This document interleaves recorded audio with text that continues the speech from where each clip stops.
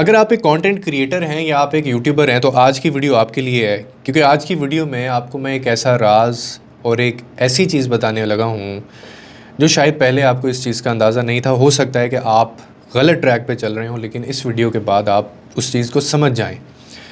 इरफान जुनेजो का नाम सुना है आपने? अभी रिसेंटली एक ख़बर आपके भी नज़र से गुजरी होगी कि he is in collaboration with FC Barcelona. और आज का जो टॉपिक है ना वो थोड़ा सा डिफरेंट है, क्योंकि आज हम बात करेंगे पावर ऑफ कंटेंट की, यानी एक ऐसी सोच की जो हर क्रिएटर के लिए ज़रूरी है। और आप ये देखेंगे सोशल मीडिया के ऊपर हमेशा एक रेस चलती रही है व्यूज़ की, जिसके व्यूज़ ज़्यादा हैं उसको कामयाब यूट्यूबर समझा जाता है। और इस रेस के अंदर ना कई लोग ऐसे हैं जो अपनी डिग्निटी, अपनी रिस्पेक्ट और अपनी जो ओरिजिनलिटी जो होती है या अपनी वैल्यूज़ जो होती हैं वो उसको भी खो देते हैं, जो दूसरे फैमिली व्लॉगर्स आते हैं। और कभी आपने नोटिस किया है कि कुछ लोग सिर्फ व्यूज़ के लिए अपनी फैमिली को एक्सप्लॉइट करते हैं या अपनी वो पर्सनल लाइफ को बेच देते हैं, वो अपनी बीवियों को दिखाते हैं नंग धड़ंग और उनके बेबी शावर्स, उनकी प्रेगनेंसीज तक को। और कुछ क्रिएटर्स वो भी हैं जो क्रिंज कंटेंट के नाम के ऊपर नाउज़ बिल्ला वो पता नहीं कैसी कैसी आपको हरकतें भी करके दिखाते हैं। लेकिन इसके अलावा कुछ क्रिएटर्स ऐसे हैं जो साइलेंटली और अच्छे तरीके से कंसिस्टेंटली अपनी क्वालिटी के ऊपर फोकस करते हैं और उनका काम इतना अच्छा और इतना स्ट्रॉन्ग होता है कि व्यूज़ और सक्सेस जो है वो उनके पीछे खुद आती है, वो उसके पीछे नहीं भागते। अब इसके लिए एग्ज़ाम्पल जो है वो इरफान जुनेजो की है, उसकी तरफ भी मैं आऊँगा, लेकिन उससे पहले आप एग्ज़ाम्पल समझिए डकी भाई की, कि जिसने अपनी वाइफ को उसके व्लॉग्स की सूरत में या उसने ट्रेडिंग में या बैटिंग ऐप्स को प्रमोट करके उसने अपने कंटेंट को हाइप देने के लिए अपनी पर्सनल लाइफ को इस्तेमाल किया। और आखिर में क्या हुआ कि वो एक कंट्रोवर्सी में वो जेल चले गए और बात यहाँ तक आ गई कि अभी तक वो जेल में है। और वो एक शॉर्ट टर्म थी जो चीज़ थी, यानी शॉर्ट टर्म फेम इससे आपको मिला और उनको मिलते मिलते वो लॉन्ग टर्म जो रिस्पेक्ट थी उनकी वो ख़त्म हो गई।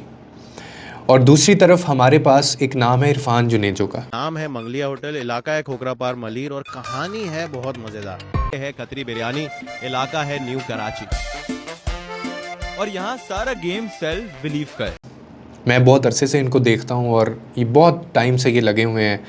हो सकता है बहुत ज़्यादा पैसा ना छापा हो, लेकिन एक हम्बल, एक फोकस्ड और एक कंसिस्टेंट क्रिएटर। इन्होंने अपनी वाइफ को नहीं दिखाया, ना इन्होंने अपनी फैमिली को दिखाया, ना इन्होंने व्लॉगिंग शुरू की और ना ही इन्होंने चीप कंट्रोवर्सीज़ क्रिएट की। किसी किस्म का आप इनका कोई वीडियो देख लेंगे आपको ये चीज़ें नज़र नहीं आएंगी, लेकिन उसके बावजूद ये कोलैबोरेशन करने जा रहे हैं FC बार्सिलोना के साथ। ये बहुत बड़ा एक प्रोजेक्ट है और पाकिस्तान में ये वाहिद बंदा है जो कोलैब करने जा रहे हैं उनके साथ। ये डिफरेंस है क्वालिटी का और जो दूसरी गिमिक्स होती हैं। अब मेरा जो पॉइंट ऑफ व्यू है ना वो ये है कि आपको, मैं जो चीज़ आपको समझाना चाहता हूँ कि आपको सक्सेस के लिए या तरक्की के लिए, पैसे के लिए क्रिंज कंटेंट बनाने की ज़रूरत नहीं है।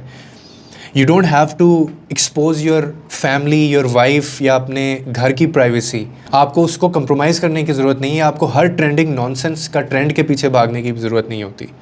बिलीव मी, मैं आगे भी ये बात कहता हूँ कि जो लोग जेन्युइनली अपना क्राफ्ट इम्प्रूव करते हैं ना, या वो कंसिस्टेंसी से काम करते रहते हैं और अपनी जो उनकी अपनी ओरिजिनलिटी होती है, जो अच्छा काम होता है, नीयत भी अच्छी हो, वो उसके ऊपर सिर्फ फोकस करते हैं, वही लोग ऐसे हैं जो रिस्पेक्ट और लॉन्ग टर्म ग्रोथ को अचीव करते हैं। पैसा कमा लेंगे, आप व्यूज़ भी कमा लेंगे, लेकिन वो इज़्ज़त नहीं कमा पाएंगे, क्योंकि व्यूज़ आ जाएंगे, कल चले जाएंगे।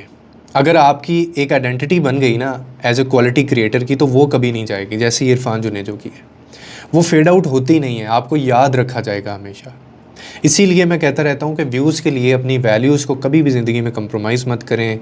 फैमिली को आप शील्ड ना बनाएं इसके लिए, क्योंकि उनके बाद, आपके बाद उनकी भी इज़्ज़त नहीं लोग करेंगे। और ये जो एक क्रिंज कंटेंट है, ये जो चीप टैक्टिक्स होते हैं, शायद आप इससे वायरल हो जाओ और लोग हो भी जाते हैं, लेकिन आप अपनी जो वैल्यू है, अपनी जो रिस्पेक्ट है, आप वो लूज़ कर देंगे।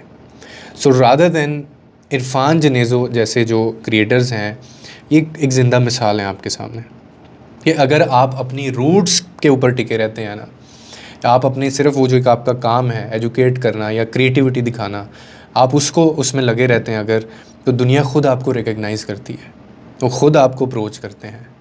अभी फ़ैसला आपका है। आपको याद होगा वो एक गाना बड़ा मशहूर हुआ था, आया था, ये दिल मेरा दिल ये पुकारे आ जा, उसमें एक लड़की वायरल हुई थी। और उस टाइम में ना मेरा एक दोस्त था, तो उसने मेरे से एक सवाल किया।